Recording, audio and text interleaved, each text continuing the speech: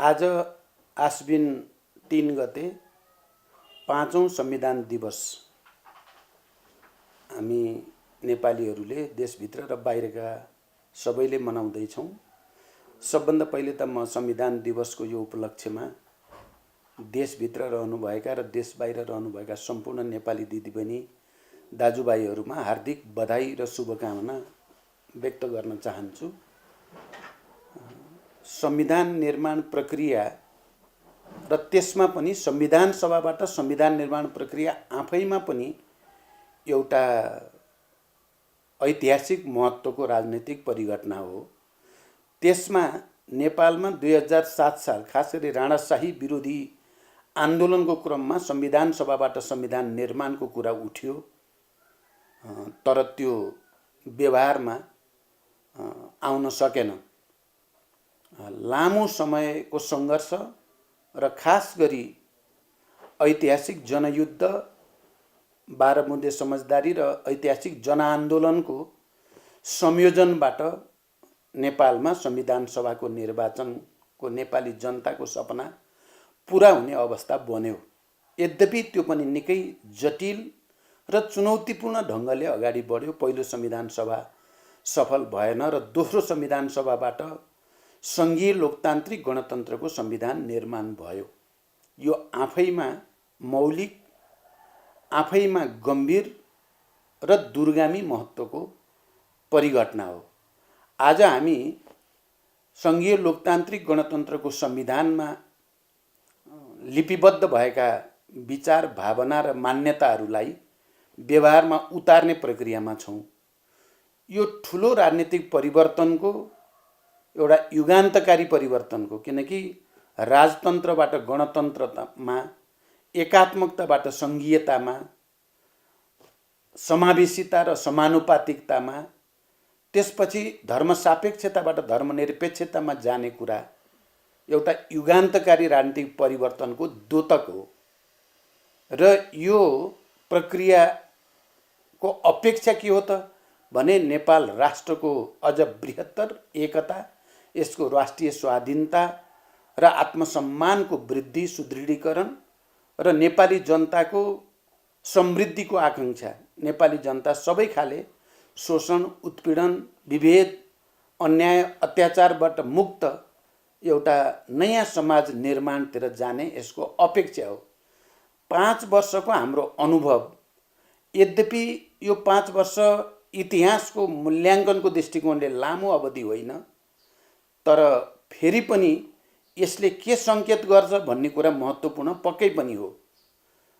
यो 5 वर्षमा संविधान घोषणा भयो अनि निर्वाचनको एउटा ऐतिहासिक प्रक्रियाको कुरा थियो, किनकि संविधान घोषणा भएपछि पनि निर्वाचन सम्पन्न हुने हो कि होइन भन्ने प्रश्न थियो। किनकि संविधान घोषणापछि देशका केही भागमा, मुख्यतः तराई मधेसमा आन्दोलनको र असन्तुष्टिको स्थिति थियो। त्यसलाई पनि सामेल गरेर निर्वाचनतिर जाने र सङ्घीय लोकतान्त्रिक गणतन्त्रलाई संस्थागत गर्ने चुनौती हाम्रो अगाडि थियो। हामीले त्यसलाई पार गऱ्यौँ।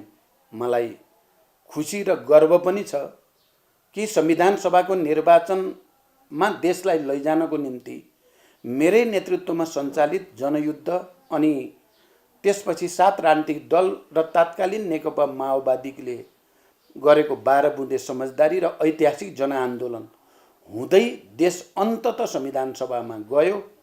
देश अन्ततः सङ्घीय लोकतान्त्रिक गणतन्त्रको घोषणा गर्ने ठाउँमा आइपुग्यो। यो कम गौरवको कुरा होइन आम नेपालीको लागि र त्यसको निम्ति अनवरत सङ्घर्ष गर्ने र त्यसको नेतृत्व गर्ने पात्रको हैसियतले मलाई एउटा गर्वको अनुभूति पनि हुन्छ। अझ त्यो संविधान कार्यान्वयन गर्ने, मुख्यतः निर्वाचन प्रक्रियामा देशलाई लैजाने र राष्ट्रिय एकतालाई सुदृढ गर्ने कुरामा पनि मैले देशको र जनताको सेवा गर्ने मौका पाएँ र निर्वाचन प्रक्रियाको सुरुवात भयो। स्थानीय तहको निर्वाचन हुँदै प्रदेश र सङ्घसम्मको निर्वाचन भयो र एउटा फड्को हामीले हान्यौँ। त्यसपछि नेपाली जनताले चाहेको राजनैतिक स्थायित्व र आर्थिक विकास, समृद्धि, सामाजिक न्याय सबै उत्पीडित वर्ग, जाति, क्षेत्र, लिङ्ग, समुदायले समानताको अनुभूति गर्ने प्रक्रियाको आवश्यकता थियो र पक्कै पनि हामीले गठबन्धन, वाम गठबन्धन गरेर निर्वाचनमा जाने र कम्युनिस्टका दुई ठुला घटकहरूको एकता गरेर देशमा कम्युनिस्ट पार्टीको नेतृत्वमा बहुमतको सरकार बनाउने प्रक्रियाको नेतृत्व गर्ने अवसर पनि मलाई जुर्यो। यो पनि आफैमा ऐतिहासिक महत्त्वको कुरा हो र नभन्दै नेपाली जनताले त्यो गठबन्धनलाई र पार्टीको यो एकतालाई सहस्र स्वीकार गर्यो, भरोसा गर्यो। हामीले अघि सारेको घोषणापत्र र त्यहाँ व्यक्त विचार भावनाहरूलाई नेपाली जनताले विश्वास गर्यो र झन्डै 2/3 बहुमतको दिएर हामीलाई राजनीतिक स्थायित्व र समृद्धिको नेतृत्व गर्ने अवसर प्रदान गर्यो। म नेपाली जनताको यो विवेकप्रति नतमस्तक हुन चाहन्छु र जनताप्रति हार्दिक बधाई र शुभकामना फेरि पनि व्यक्त गर्न चाहन्छु। साथसाथै यो बिचमा संविधानले निर्दिष्ट गरेका, चाहे त्यो मौलिक अधिकारसँग सम्बन्धित होस् या स्थानीय तह, प्रादेशिक तह र सङ्घीय संरचनासँग सम्बन्धित अनगिन्ती तपाईँको ऐन बनाउने आवश्यकता थियो र कम्युनिस्ट पार्टीको नेतृत्वको यो सरकारले समयमा नै त्यस खालका ऐन बनाउने, अन्तर्राष्ट्रिय सम्बन्धहरूलाई सहज बनाउने, खास गरी छिमेकीहरूसँगको सम्बन्धलाई सुदृढ गर्ने कुरामा ध्यान पक्कै पनि दिएको छ। त्यसै गरी पूर्वाधार विकास र निर्माणमा पनि हामी अगाडि बढी नै राखेका छौँ। तर नेपाली जनताले हामीलाई अपार विश्वास गरेर मतदान गर्ने बेलामा जसरी अपेक्षा गरेका थिए निकै तीव्र गतिमा आर्थिक विकास हुनेछ, निकै तीव्र गतिमा सामाजिक न्याय कायम हुनेछ र समृद्धिको एउटा नयाँ दौरमा, यात्रामा अब नेपाल तीव्र वेगमा अगाडि बढ्नेछ भन्ने अपेक्षा अझै पनि पुरा भएको छैन भन्ने जनगुनासो हामीले सुनेका छौँ। धेरै उतार चढावहरू पनि यसबीचमा भए। एकातिर स्वयं सरकारको नेतृत्व गर्ने पार्टीभित्र बहस विवादका कुरा, अर्कोतिर देश र दुनियाँमा, संसारमा नै कोभिड-19 कोरोना भाइरसको महामारीका कारण एउटा अप्ठ्यारो र जटिल परिस्थिति पैदा भयो।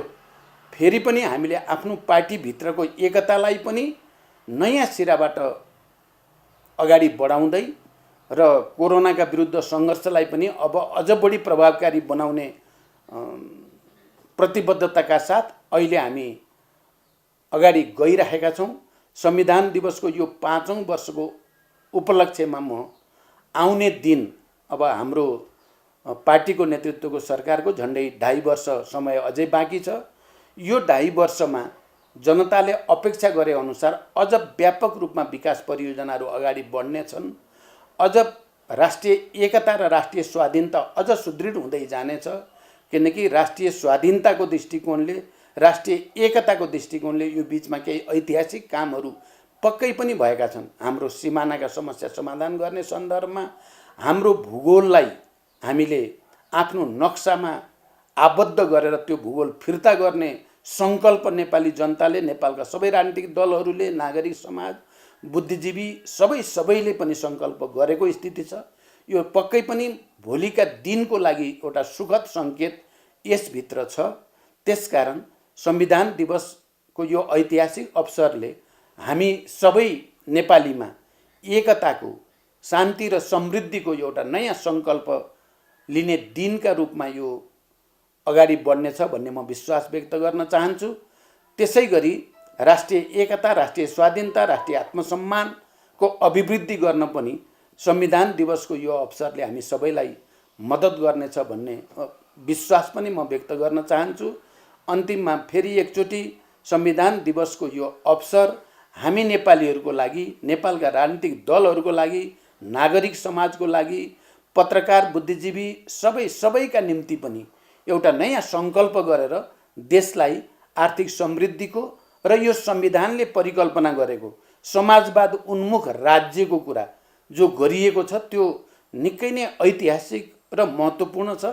त्यो समाजवाद उन्मुख राज्य बनाउनको निम्ति, सुशासनको निम्ति सबै दृष्टिकोणले हामी समाजवादको भविष्य निर्माणको निम्ति सङ्कल्प गर्ने दिनको रूपमा यो रहनेछ।